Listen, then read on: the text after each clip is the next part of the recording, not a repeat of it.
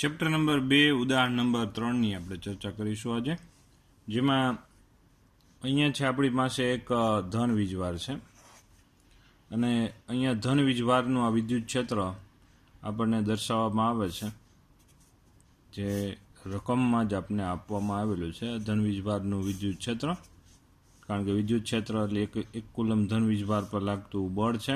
અહીં એક કુલમ ધન વીજભાર મૂકો એટલે આ ધન વીજભાર એને શું કરે, આમ અપા કરશે. અહીંયા મૂકો તો આમ અપા કરશે. એટલે આ બધી ક્ષેત્ર રેખાઓ છે દર્શાવવામાં આવેલી છે. આવી રીતે છે. માની લ્યો કે બિંદુવત ઋણ વીજભાર હોય, માની લ્યો તો બિંદુવત ઋણ વીજભારનું ક્ષેત્ર આપણને કેવું મળે કે ભાઈ આમ અંદર તરફ આવતી ક્ષેત્ર રેખાઓ આપણને આવી રીતે પ્રાપ્ત થાય, કે જેમાં ક્ષેત્ર રેખાઓ આમ અંદર તરફ આવે છે. એવું આપણે શું કામે ભાઈ અંદર તરફ? કારણ કે અહીંયા એક કુલમ ધન વીજભાર મૂકો એટલે બિંદુવત ઋણ વીજભાર એને આકર્ષે એટલે કે ભાઈ એકમ ધન વીજભાર પર લાગતું બળ એટલે કે વિદ્યુત ક્ષેત્ર બિંદુવત વીજભાર થયું. હવે વાત એવી છે કે અહીંયા આગળ આકૃતિમાં અહીંયા છે એક સમજો એક પી બિંદુ આપવામાં આવે છે અને એક બીજું એક આપવામાં આવેલ છે જે ક્યુ બિંદુ છે. આવી રીતે તો આ બંને બિંદુઓ પાસે સ્થિતિમાન વધુ ક્યાં હશે? બે સ્થિતિમાનનું સમીકરણ વી બરાબર આ બિંદુવત વીજભાર ધારો કે ધન છે એટલે ક્યુ પ્લસ દર્શાવે કે ક્યુના છેદમાં આર એટલે અંતર. જ્યાં અંતર છે ઓછું ત્યાં સ્થિતિમાન વધુ, એટલે પીનું અંતર ઓછું છે કારણ કે વ્યસ્તમાં છે. તો અહીંયા છે જ્યાં ઓછું આ ત્યાં સ્થિતિમાન વધુ, એટલે પીનું અંતર ઓછું છે એટલે ત્યાં સ્થિતિમાન વધુ, એટલે કે અહીંયા સ્થિતિમાન V P minus V P greater than V Q હશે. બરાબર, એટલે પી બિંદુ પાસે સ્થિતિમાન વધુ હશે. સામે અહીંયા છે બે બિંદુઓ, એવી જ રીતે બે બિંદુઓ એ અને બી આપવામાં આવે છે, આ એ અને બી. તો હવે આના માટે શું આવશે ભાઈ? સ્થિતિમાન માટે આપણે સમીકરણ શું વિચાર કરી શકીએ? વી ઇઝ ઇક્વલ ટુ કે ક્યુ, પણ ક્યુ માઇનસ છે, બિંદુવત વીજભાર ક્યુ માઇનસ છે એટલે કે ક્યુના છેદમાં આર પણ કેવા માઇનસ લેવા પડ્યા. હવે આનાથી ઊંધું થશે. ટૂંકમાં આમાં ધન વીજભાર છે તો જે નજીક હશે, નજીકનું બિંદુ પાસે સ્થિતિમાન વધુ હશે. આમાં ઊંધું થાય, માઇનસ છે એટલે દૂરના બિંદુ પાસે સ્થિતિમાન વધુ થાય, કારણ કે દૂરના બિંદુ પાસે આરનું મૂલ્ય વધુ. આરનું મૂલ્ય વધુ તો એનો મતલબ એવો થયો કે આરનું મૂલ્ય વધુ તો એનો મતલબ એવો થયો કે આ વધુ તો આખું પદ ઓછું, પણ માઇનસ ઓછું એટલે કે મોટું આપણને પ્રાપ્ત થાય. તો આમ આપણે શું કહી શકાય? બી બિંદુ પાસે આપણને સ્થિતિમાન એ બિંદુ કરતા કેવું મળશે? વધુ પ્રાપ્ત થશે. બી બિંદુ કરતા એ બિંદુ પાસે, એનાથી ઊંધું બોલીએ તો બી બિંદુ પાસે સ્થિતિમાન વધુ, એવી રીતે વાત થઈ. આ જે સમીકરણ છે એ મુજબ આપણે વિચાર કરી શકીએ કે ભાઈ બી બિંદુ પાસે સ્થિતિમાન છે એ વધુ પ્રાપ્ત થશે. તો હવે આપણને છે અમુક વસ્તુ અહીંયા પૂછવામાં આવી છે, જેમ કે અમુક વસ્તુઓમાં પહેલી વસ્તુ આપણે શું પૂછે છે અહીંયા જો કે વીપી માઇનસ વી ક્યુ, અને બીજું છે આપણે પાસે વીબી માઇનસ વી. એના આપણે ચિહ્ન લેવાના છે. તો આ બંનેના આપણે ચિહ્ન કેવા મળશે? આ બંનેના ચિહ્ન આપણે ધન મળશે. શું કામ એને ધન મળશે? કારણ કે વધુ સ્થિતિમાનમાંથી ઓછું સ્થિતિમાન બાદ થયું એમ આપણે વિચાર કરી શકાય. ટૂંકમાં સ્થિતિમાન ક્યાં વધુ છે? બી બિંદુ પાસે. તો વીબી માઇનસ વી એ કરો એટલે ધન મળે. એવી રીતે અહીંયા પી બિંદુ પાસે સ્થિતિમાન વધુ છે, જે વધુ સ્થિતિમાન છે ત્યાં આપણે ડાર્ક કરી દેતા છે બિંદુઓ. બરાબર. પછી આપણે બી પ્રશ્ન પૂછવામાં આવ્યો છે, એક નાનો ઋણ વીજભાર ક્યુથી પી લઈ જાઓ. એક નાનો ઋણ વીજભાર ક્યુથી પી એટલે કે ઓછા સ્થિતિમાનથી વધુ સ્થિતિમાન તરફ લઈ જાઓ ઋણ વીજભારને. અને બીજું આપણી પાસે છે તથા એ અને બી બિંદુ વચ્ચે નાના ઋણ વીજભારને ક્યુથી પી તથા એ અને બી બિંદુ વચ્ચે સ્થિતિ ઉર્જાનો આપણે તફાવત લેવાનો થાય છે. તફાવત હંમેશા ધન જ આવશે. આમાં સ્થિતિ ઉર્જાનો તફાવત હંમેશા કેવો આવશે ભાઈ? ધન. આમાં આપણે પહેલાં શું કહે છે કે ભાઈ એક નાના વીજભારને, એક નાના ઋણ વીજભારને ક્યુ અને પી અને એ અને બી બિંદુ વચ્ચે આપણે સ્થિતિ ઉર્જાનો શું લેવાનો છે? તફાવત લેવાનો છે. તો ભાઈ આ તફાવત હંમેશા આમાં શું આવશે? ધન આવશે. બીજું સી પ્રશ્ન આપણે જો વિચાર કરીએ, એક નાના ઋણ વીજભારને ક્યુ થી પી સુધી લઈ જવામાં આવે તો ક્ષેત્ર વડે કાર્ય કેવું થાય એનું ચિહ્ન આપણે કહેવાનું છે. ક્યુ થી પી લઈને નાના ધન વીજભારને ક્યુ થી પી, નાના ધન વીજભારને ક્યુ થી પી લઈ જાઓ. આમથી આમ આપણે નાના ધન વીજભારને આપણે લઈ જતા હોય તો આ આપા કરશે, એટલે ક્ષેત્ર એને વિરોધ કરશે, બરાબર. એટલે ક્ષેત્ર વડે કાર્ય આપણે શું લખીશું? ક્ષેત્ર વડે કાર્ય ઋણ આવશે. ક્ષેત્ર વડે કાર્ય કેવું લખીશું? આપણે ઋણ લખીશું. શું કામે? અને જો એમ પૂછ્યું હોત કે બાહ્ય પરિબળ વડે કાર્ય, તો એમાં ધન આવે, કારણ કે આપણે કાર્ય કરીએ છીએ. અહીંથી આમ નાના ધન વીજભારને આપણે આમથી આમ લઈ આવતા હોય તો આપણે કાર્ય કરવું પડે છે. ક્ષેત્ર તો એને અપોઝ કરે છે, એટલે ક્ષેત્ર વડે કાર્ય ઋણ અને આપણા વડે કાર્ય જો પૂછવું હોત તો ધન લખત. એવી જ રીતે જો ડી બિંદુ નાના ઋણ વીજભારને બી થી એ તરફ લઈ જવામાં આવે તો બી થી એ તરફ લઈ જવામાં આવે તો કરવું પડતું કાર્ય બાહ્ય પરિબળ વડે બી થી એ તરફ લઈ જાઓ નાના ઋણ વીજભારને, ખાસ ચોખવટ, નાના ઋણ વીજભારને બી થી એ લઈ જાઓ. તો નાના ઋણ વીજભારને બી થી એ લઈ જતો હોય તો આ છે માઇનસ વીજભાર એને શું કરે? અપા કરશે. અપા કરશે તો એનો મતલબ એવો થયો કે અપાકર્ષણની વિરુદ્ધમાં આપણે કાર્ય કરવું પડે. એટલે બાહ્ય પરિબળ દ્વારા કાર્ય કેવું આવશે? આમાં ધન આવશે. બાહ્ય પરિબળ, કારણ કે આપણે કાર્ય કરીએ છીએ, એટલે બાહ્ય પરિબળ દ્વારા કાર્ય ધન આવશે. જ્યારે આમાં પૂછ્યું હોત કે ક્ષેત્ર વડે કાર્ય, તો આપણે શું લખત? ઋણ લખત. પછી આપણે એમ કીધું છે કે એક ઋણ વીજભારને આપણે બી થી એ તરફ લઈ જવામાં આવે. ઋણ વીજભારને બી થી એ તરફ આમ ફેંકો તો એની ગતિ ઉર્જા, એક ઋણ વીજભારને બી થી એ તરફ ફેંકવામાં આવે તો એની ગતિ ઉર્જા ઘટે.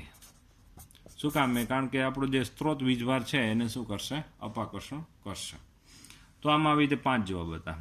બી પ્રશ્નમાં છે આપણે વધારે જે પ્રશ્ન શું હતો કે આપણા માટે કે ભાઈ એક નાના ઋણ વીજભારને ક્યુ થી પી લઈ જવામાં આવે, ક્યુ થી પી તરફ લઈ જવામાં આવે એટલે એની સ્થિતિ ઉર્જા આ બંનેમાં, આમાં છે ભાઈ ધારો કે આપણે છે ભાઈ એ થી બી તરફ લઈ જાય, અથવા તો સ્થિતિ ઉર્જાનો જે તફાવત છે, તફાવત એટલે હંમેશા કેવો હોય? ધન જ આપણે વિચાર કરી શકાય. તો ત્યાર પછી આપણી પાસે અહીંયા છે ખાસ બાબત કે કયા બિંદુ પાસે સ્થિતિમાન વધુ છે એ આપણે ચેક કરવાની વાત હતી, એટલે આ આપણા માટે સૌથી અગત્યની વાત હતી, બરાબર. તો ઉદાહરણ નંબર 3 પછી ઉદાહરણ નંબર 4 છે. ઉદાહરણ નંબર 4માં આપણી પાસે એક અહીંયા જો જોઈએ તો એક ચોરસ આપવામાં આવે છે ડી, જે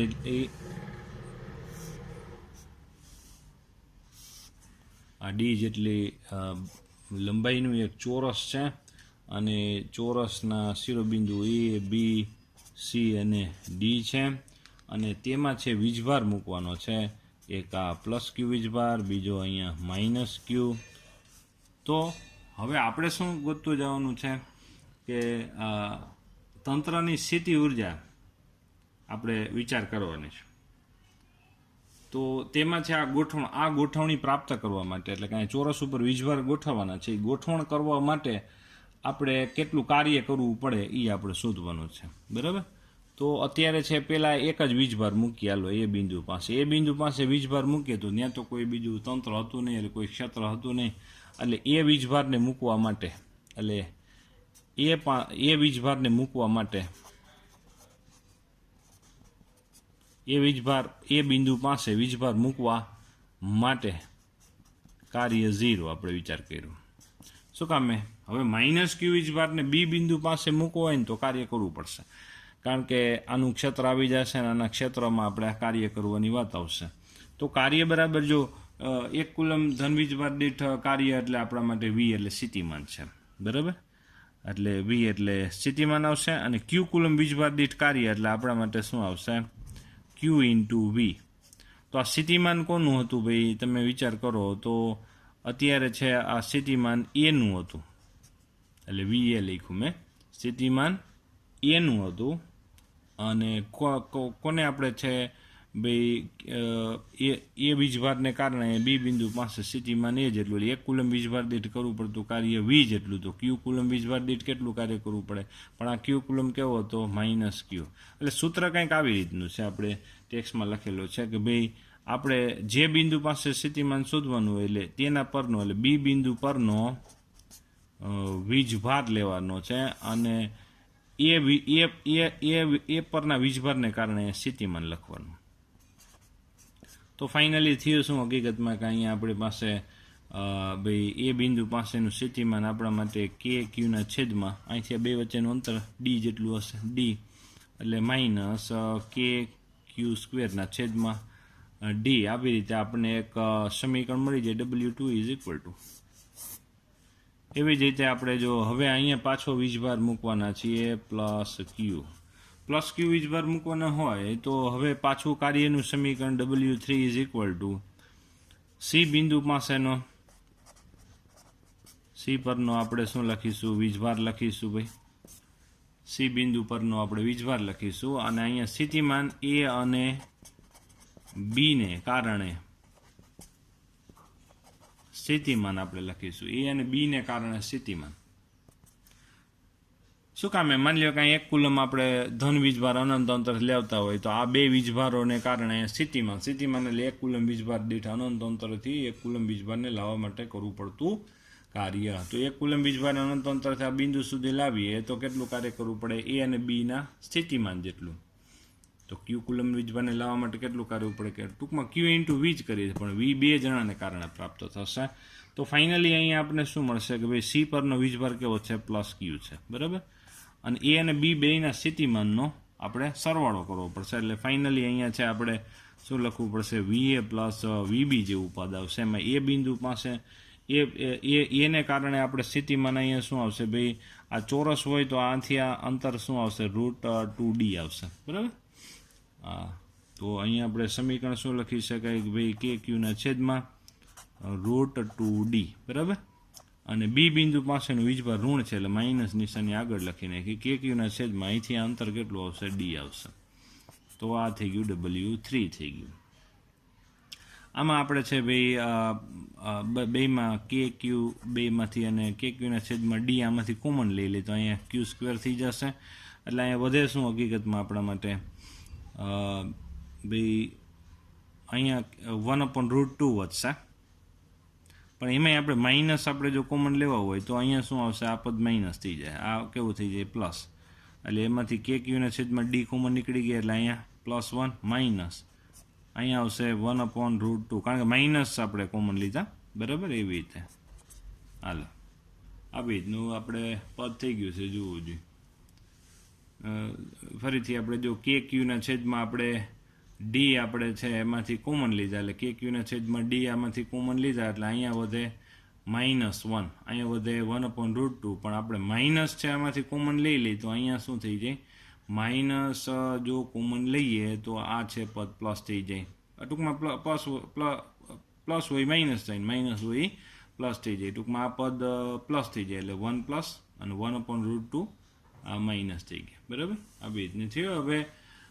હવે એક આપણે ત્રીજો વીજભાર અહીંયા મૂકવાના છીએ જે માઇનસ ક્યુ વીજભાર છે. પાછો આપણે ચારેય વળી પાછું આપણે કાર્ય જો વિચાર કરીએ, હવે ચોથો વીજભાર મૂકવા માટે કરવું પડતું કાર્ય, એક પછી એક વીજભાર મૂકતા જઈએ છીએ અને કાર્યનો વિચાર કરતા જઈએ છીએ.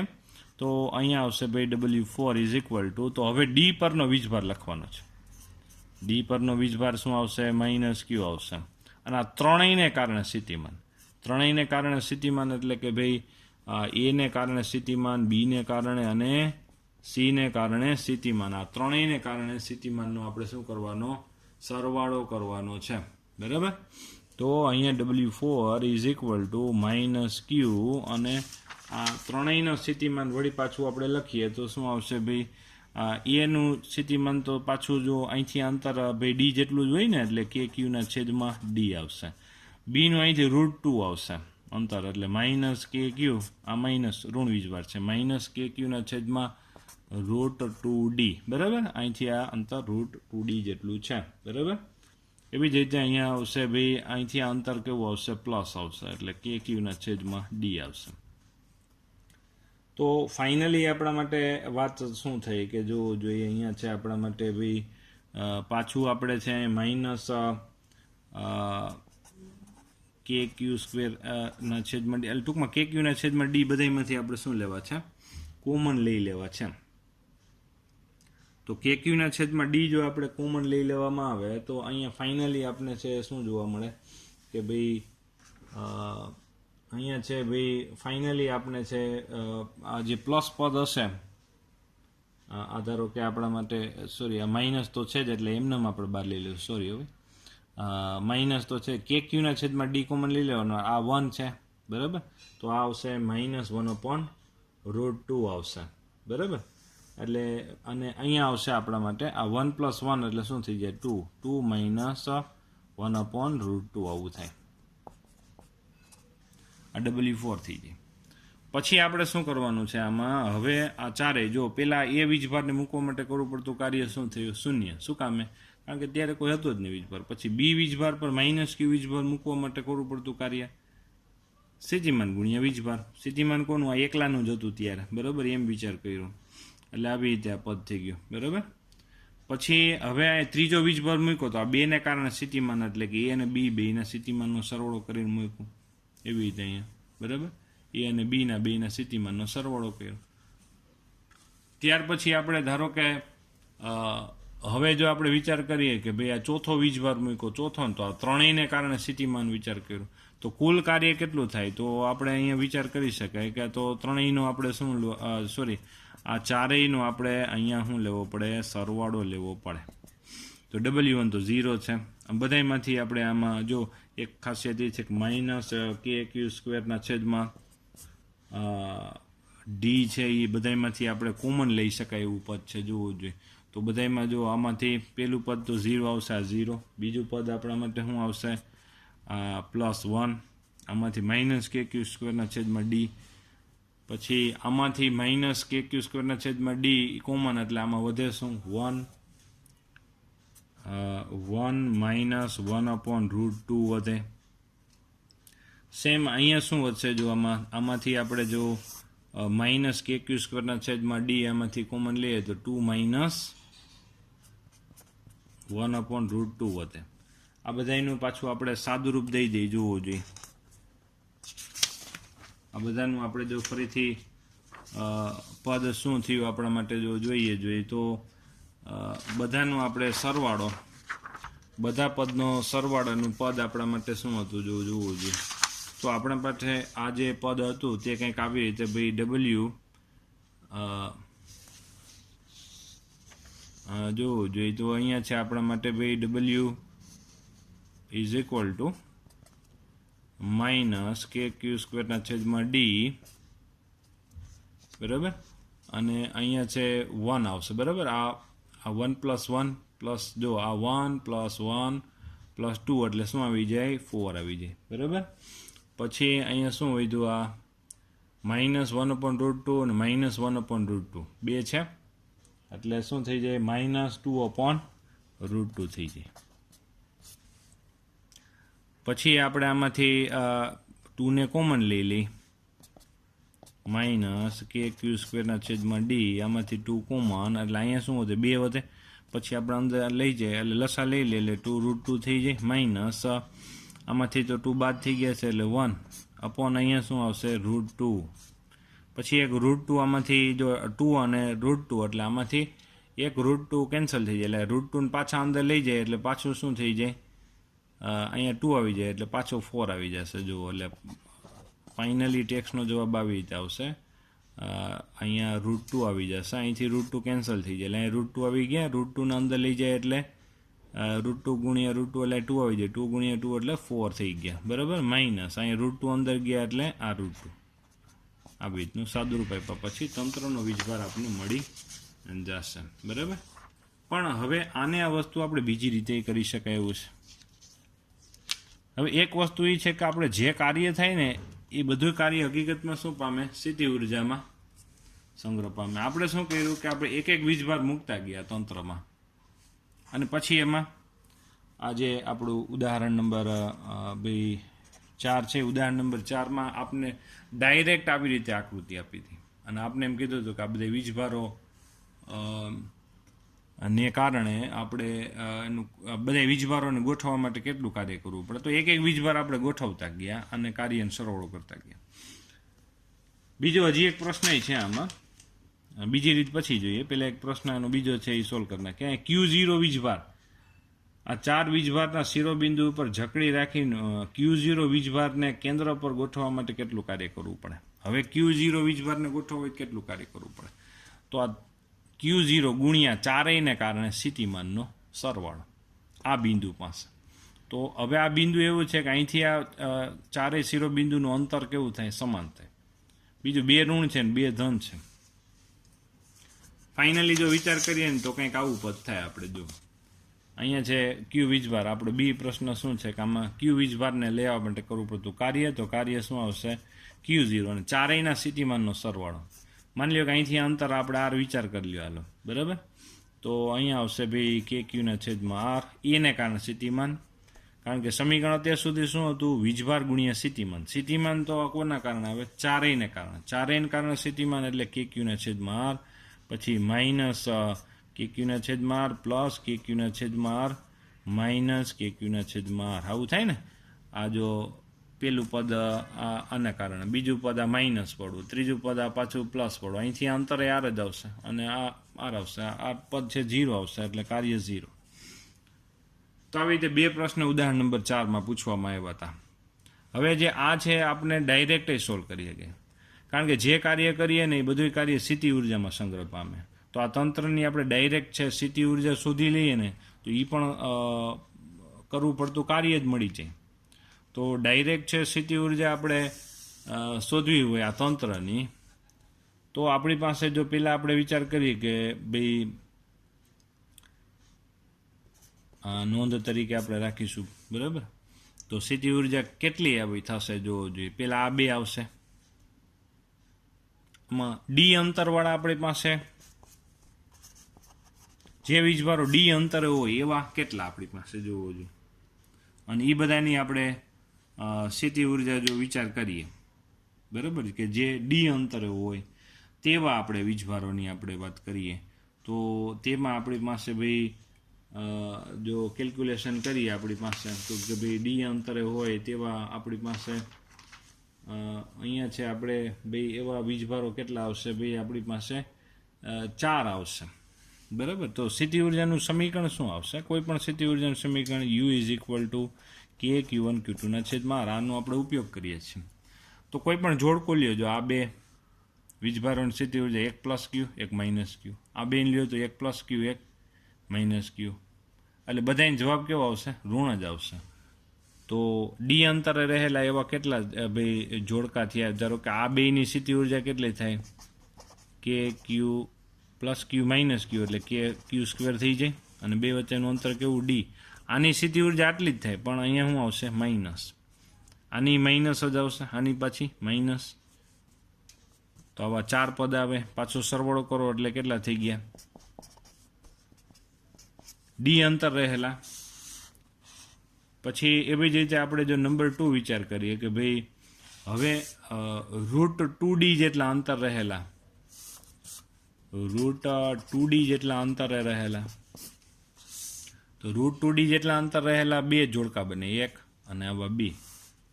આ 1, આનો ભાઈ પ્લસ અને આ શું આવશે, માઇનસ આવશે બરાબર. એટલે આવી રીતે આપણે વિચાર કરી શકાય. એટલે જો આ 2 પ્લસે પ્લસ આવશે અને આ 2 પાછા કેવા આવશે, માઇનસે માઇનસ આવશે. એટલે કે આવી રીતે આપણે એના 2ના જોડકા, પણ જો અહીંયા માઇનસ લખીએ, 2 માઇનસ લખીએ માઇનસ માઇનસ પાછા શું થઈ જાય, પ્લસ થઈ જાય. અને 2 પ્લસ હોય તો પ્લસ જ આવે. એટલે ફાઇનલી વાત શું આવશે કે √2D જેટલા અંતર રહેલા જો જોડકાનો આપણે વિચાર કરીએ ને તો એ કેવા આવશે, 2 પ્લસ જ આવશે. એટલે 2ના વીજભારનો ગુણાકાર Q², અને અહીંથી અંતર કેટલું આવશે, √2D આવશે. આવા કેટલા જોડકા આપણે વિચાર કર્યા, 2 × 2 કર્યા બરાબર. તો આ સ્થિતિ ઉર્જા, આ તંત્રની સ્થિતિ ઉર્જા ટોટલ કેટલી થાય, U = U1 + U2 થાય. તો આમાંથી આપણે છે ભાઈ KQ² ના છેદમાં આપણે ડી કોમન લઈ લઈએ, બેમાં છે એટલે. તો અહીંયા શું આવશે ભાઈ, જો આમાં u1ના પદમાં -4 આવશે અને અહીંયા શું આવશે +2/√2 આવશે. તો પાછું જો આ પદ આવી ગયું આપણું, આમાં માઇનસ આપણે કોમન લઈ લઈએ તો આ માઇનસ કોમન લઈ લઈએ તો આ પ્લસ થઈ જાય ને આ કેવું થઈ જાય માઇનસ થઈ જાય. જે આ પદ પાછું આવી ગયું જોવું જોઈએ, બરાબર, જે આપણે અહીં લખીને જ રાખ્યું છે પહેલેથી. તો જે તંત્રની સ્થિતિ ઉર્જા છે એ જ આપણા માટે હકીકતમાં એ તંત્ર પર વીજભાર મૂકવા માટે કરવું પડતું કાર્ય છે. આ રીત આપણને છે ટૂંકી પડે એવી છે, જે આપણે અહીંયા નોંધમાં જે વિચાર કરી એ ટૂંકી છે, જેમાંથી આપણે ગમે એવું તંત્ર હોય ને તો પણ વિચાર કરી શકાય કે ભાઈ ધારો કે આવી રીતે આમ સમઘન હોય, માની લ્યો કે આવી રીતે આમ સમઘન છે ને સમઘનના દરેક શિરોબિંદુ ઉપર ક્યુ વીજભાર ગોઠવવામાં આવે, હાલો, તો આવી રીતે હોય તો, અને આમાંય છે ભાઈ માની લ્યો કે એ જેટલા અંતરે છે સમઘન છે, તો પહેલાં તો આવા જોડકા જ વિચાર કરવાના કે એ જેટલા અંતરે, આ તો એક ઉદાહરણ તરીકે વાત છે, તો એ જેટલા અંતરે રહેલા બે જોડકા કેટલા બને 1 2 3 4, અહીંયા 4 બને 1 2 3 ને 4, પછી આ ઊભા 4 એટલે ટોટલ 12 બને. તો u1 = 12 ગુણ્યા આ બે વીજભારનો ગુણાકાર kq² છેદમાં 2 વચ્ચેનું અંતર એ. પછી આ જે અંતર હોય √2a જેટલું હોય, તો √2a જેટલા અંતરે રહેલા જોડકા કેટલા બને આપણી પાસે જોવું જોઈએ, √2a જેટલા અંતરે, તો એવા જોડકા કેટલા જોવું જોઈએ. અહીંયા એક આવા બે આ √2a પણ આ અંતર થાય, આ √2a થાય, તો આ સમઘનની 6 દિવાલ હોય તો એક દિવાલમાં 2 બને, તો 6 દિવાલમાં કેટલા ટોટલ 12 પાછા. પછી અહીંથી આ અંતર હોય ને એ √3a જેટલું હોય, તો √3a વાળા જોડકા કેટલા બને, આ 1 બને, બરાબર. તો એવા આપણે કેટલા જોડકા બને કે જેમાં √3a જેટલું અંતર હોય, તો એવા આપણી પાસે 4 જોડકા બને. એવા આપણને કેટલા જોડકા બની જાય, 4 જોડકા બની જાય. તો kq² છેદમાં √3a, બરાબર, આવી રીતે. પછી આ બધાને સરવાળો કરો તો તંત્રની કુલ સ્થિતિ ઉર્જા, એટલે કે આ બધા વીજભાર ગોઠવવા માટે કરવું પડતું કાર્ય મળી જાય. તો આપણા માટે આ G-NEET માટે ઉપયોગી વસ્તુ છે, જે આપણે હમણાં જે વિચાર કર્યો તે, જે આ નોંધ સ્વરૂપે વિચાર કર્યો તે, કે આવી રીતે તંત્રમાં જેટલા વીજભારો હોય એના જોડકાની સ્થિતિ ઉર્જા લઈ લ્યો અને એનો ટોટલ કરી નાખો, તો તંત્ર પર વીજભાર ગોઠવવા માટે કરવું પડતું કુલ કાર્ય મળી જાય. એ આવી રીતે આ શોર્ટકટ પડે તમને, તો આવી રીતે તમે કરી શકો. અહીંયા સુધી આપણે રાખીએ. આગળ આપણે છે ઉદાહરણના દાખલાઓ તરફ જ આગળ વધવાના છીએ. તૈયારી બરોબર કરવાની છે.